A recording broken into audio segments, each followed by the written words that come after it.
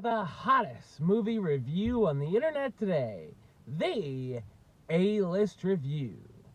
I am your host, the Game Changer, Wes Troop.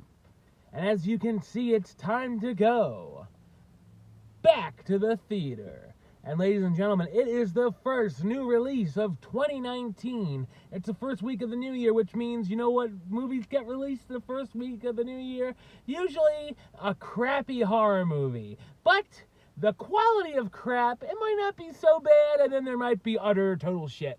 So we're gonna see, ladies and gentlemen, how bad this movie actually is. My review of the 2019 horror film, Escape Room, coming up now.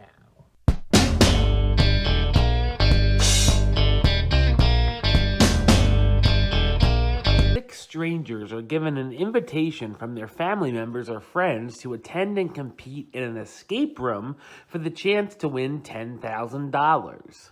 When the competitors finally meet up, they realize this is not your everyday challenge. At first, they believe it's an awesome and immersive experience, until they realize that the threats are very real, and if they don't solve the puzzles or find the clues in time, they'll suffer the deadly consequences. So what did I think of Escape Room? I thought it's an average horror thriller.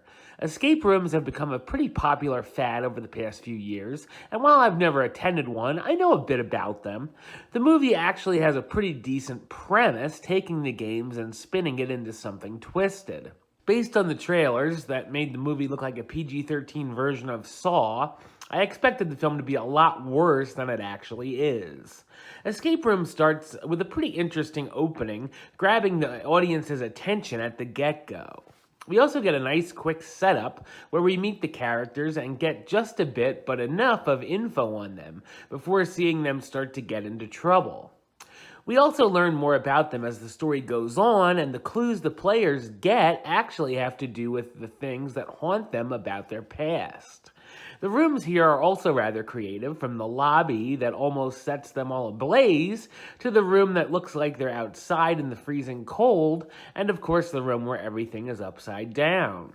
There's also some pretty good tension here and there, like part of the room falling apart as the characters try not to fall, or even just trying to solve the puzzle before something deadly comes their way. I also like that the characters don't really get along that well, or even really have anything in common, but learn that they have to work together quickly to survive. The comedy can be pretty hit and miss. For every chuckle, there's a face-palming moment.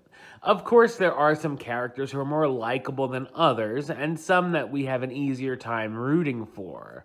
It's also a movie that should have known when to stop at a certain part, as it gives us a really lame ending. I had a few ideas of how the film might end, and they actually decided to use a few different ones, as once you think the movie's done, it does one more stupid thing, and then wait, another really dumb ending. Escape Room actually delivered at the box office, so we could very well see a sequel. The cast stars Taylor Russell as Zoe Davis, the shy college student, Logan Miller as Ben Miller, a grocery store stock boy, Deborah Ann Wall as Amanda Harper, a former soldier in the Army, Taylor Labine as Mike Nolan, a former miner, Jay Ellis as Jason Walker, a wealthy businessman, and Nick Dodani as Danny, an escape room enthusiast. Escape Room has some moments that work, but the ending makes it feel like it's giving the middle finger to the audience multiple times. I'm gonna give it the rating of meh. It's okay. Alright, well that's the show. I'll be back with another review very soon. But until then, don't forget to subscribe right here on YouTube. YouTube.com/Westside515. Like the show on Facebook, Facebook.com/WestTroopAlist. And of course, you can follow me on the Twitter and Instagram @WestAlist. Until next time, Troop out.